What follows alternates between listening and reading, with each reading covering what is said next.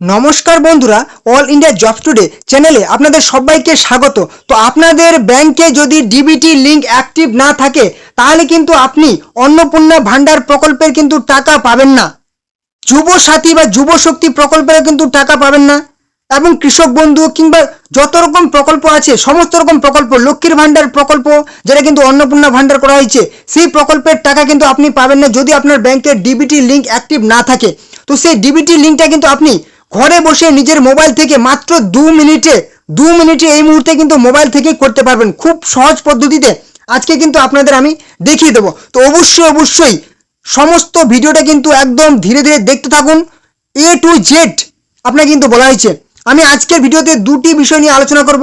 একটা হচ্ছে কি, আপনি সবার আগে আমরা চেক করে নেব যে আমাদের ডিবিটি অ্যাক্টিভ আছে কি নেই। এখান থেকে আমরা চলে আসবো কি ভারত আধার সিডিং, এই অপশনে চলে আসবো। এখান থেকে আমরা প্রথমে চেক করে নেব কি আমাদের কোন ব্যাংকের সাথে ডিবিটি অ্যাক্টিভ আছে। ঠিক আছে, এখান থেকে আমরা দেখে নেবো যে আমাদের আধার ম্যাপ স্ট্যাটাস কোন ব্যাংকের সাথে আমাদের ডিবিটি লিঙ্ক করা আছে বা আধার লিঙ্ক করা আছে।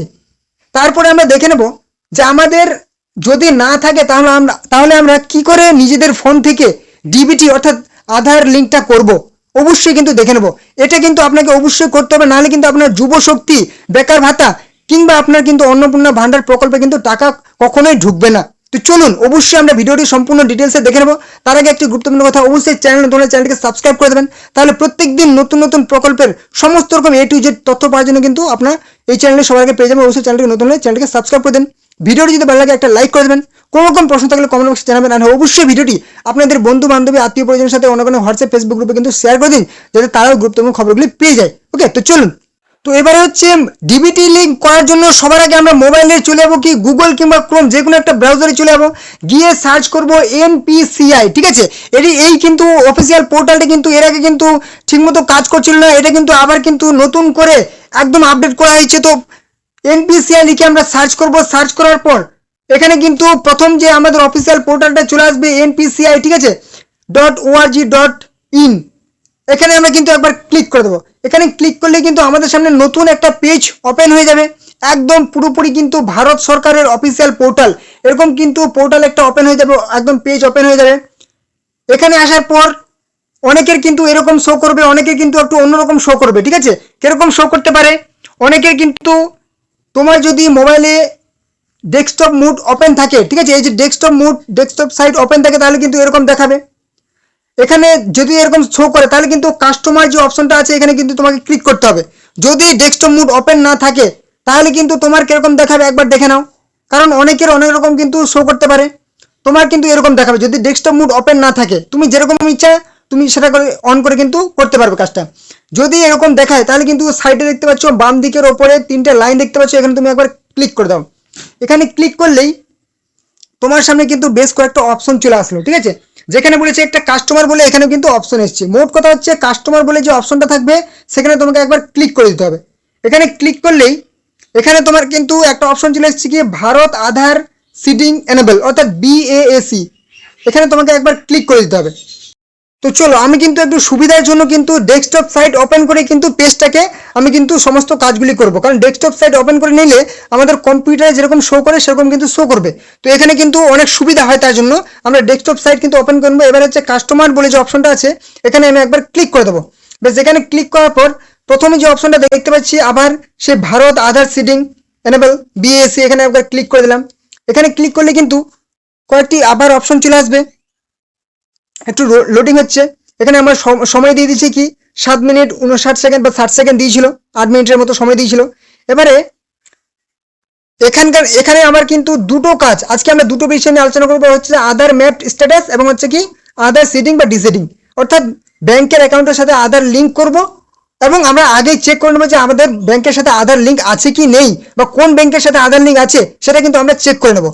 তো চলুন প্রথমে আমরা এই অপশনটায় ক্লিক করে দিচ্ছি যে আধার ম্যাপিং স্ট্যাটাস, এখানে একবার ক্লিক করে দেবো। এখানে বোতামটায় ক্লিক করে দেবো। ঠিক আছে, এখানে ক্লিক করলে প্রথম বলেছে কি আপনার আধার নাম্বারটা কিন্তু এখানে দিতে বলেছে। আধার নাম্বারটা এখানে সেই 12 সংখ্যার 444 12 সংখ্যার আধার নাম্বারটা এখানে বসিয়ে দেবেন। তারপর এই যে দেখতে পাচ্ছেন এই যে নাম্বারগুলো ক্যাপচা বলে এটাকে, ঠিক আছে, এই নাম্বারগুলো কিন্তু যেরকম আছে এখানে বসিয়ে দেবেন। তারপর চেক স্ট্যাটাস অপশনটায় ক্লিক করবেন। ঠিক আছে, সেভ স্ট্যাটাস অপশনটায় ক্লিক করলে আপনার মোবাইল নাম্বারে, আধারের সঙ্গে যে মোবাইল নাম্বারটা যুক্ত আছে সেই মোবাইল নাম্বারে কিন্তু একটা ওটিপি যাবে। সেই ওটিপিটা আপনি বসিয়ে দেবেন, যে ঘরটা দেখাবে সে ঘরটাতে বসিয়ে দেবেন। তারপর কিন্তু সাবমিট অপশনে ক্লিক করলেই আপনার কোন ব্যাংকের সাথে আধার লিঙ্ক আছে সেটা কিন্তু আপনি সাথে সাথে চেক করতে পারবেন। ঠিক আছে, এবারে আমরা দেখে নেব যে আমাদের আধার লিঙ্ক কোন ব্যাংকের সাথে এবারে আপনি করতে চাইছেন। তো চলুন, প্রথমে বলেছি আপনার সিলেক্ট কোন ব্যাংকের সাথে আপনি আধার লিঙ্ক সিলেক্ট করবেন, সেটা সিলেক্ট করবেন এখান থেকে। এখানে কিন্তু আপনার অনেকগুলি ব্যাংকের চলে আসবে। এখানে আমার একটু নেটওয়ার্ক ইস্যুর জন্য কিন্তু সমস্যা হচ্ছে। তো আপনি কিন্তু এখান থেকে আপনার ব্যাংকের নামটা সিলেক্ট করে নেবেন। ঠিক আছে, ব্যাংকের নামটা সিলেক্ট করে নিলেন। তারপর সিলেক্ট করে নেওয়ার পর আপনার ব্যাংকের অ্যাকাউন্ট নাম্বারটা এখানে বসিয়ে দেবেন। সেই অ্যাকাউন্ট নাম্বারটা আবার এখানে বসিয়ে দেবেন। ঠিক আছে, এখানে অ্যাকাউন্ট নাম্বারটা আবার বসিয়ে দেবেন। তারপর এখানে দেখতে পাচ্ছেন বক্সটা, এই বক্সটা কিন্তু টিক মেরে দেবেন।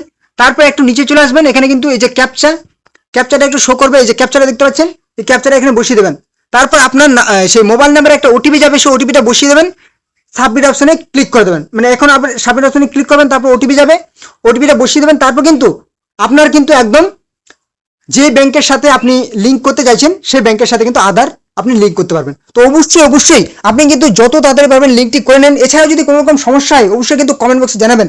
আর অবশ্যই ভিডিওটি ভালো লাগলে একটা কিন্তু লাইক করে দেবেন। আর অবশ্যই ভিডিওটি কিন্তু আপনাদের বন্ধু বান্ধব আত্মীয় পরিজনের সাথে অন্য কোনো হোয়াটসঅ্যাপ ফেসবুক গ্রুপে শেয়ার করে দিন, যাতে তারাও গুরুত্বপূর্ণ খবরটি পেয়ে যায় এবং তারাও তাড়াতাড়ি কিন্তু আধার লিঙ্কটি যেন করে নেয়। কারণ টাকা কিন্তু 1 জুন থেকে ঢোকা শুরু হবে, জুন মাসের 1 তারিখ থেকে ঢোকা শুরু হবে।